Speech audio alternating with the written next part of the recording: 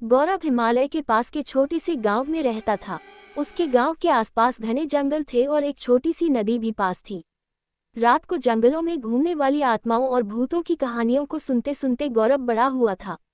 एक दिन गौरव के दोस्तों ने उसे गांव की सीमा के बाहर एक पुराने सुनसान घर पर जाने के लिए उकसाया।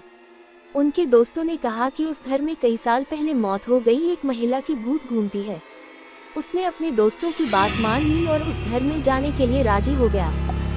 जब गौरव घर के पास पहुंचा, तब उसे बहुत ठंड लग रही थी। घर बिखरा हुआ था, जिसमें टूटी हुई खिड़कियां थीं और एक दरवाजा था जो खुलने पर जोर से आवाज करता था। गौरव सावधानी से दरवाजा खोला और घर में दाखिल हुआ। घर के अंदर का माहौल बाहर के जैसा भयानक था। छत से जाले लटक रहे थे और हर कदम पर कुछ न कुछ सामान बिखरा पड़ा था।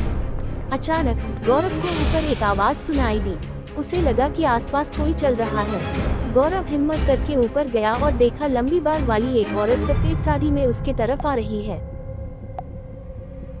गौरव डरकर भागने की कोशिश कर रहा था कि उस औरत की आत्मा ने उसका एक हाथ पकड़ लिया और गौरव से विनती करने लगा कि मेरी मदद करो।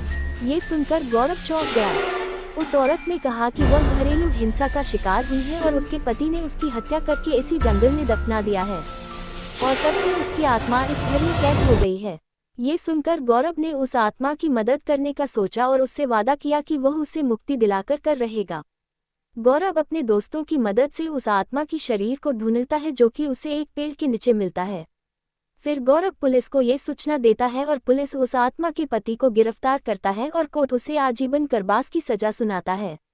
गौरव एक पंडित को लेकर उस घर में जाता है और पूजा पाठ करवाता है। इससे उस आत्मा को उस घर से मुक्ति मिल जाती है और वह गौरव का धन्यवाद करती है।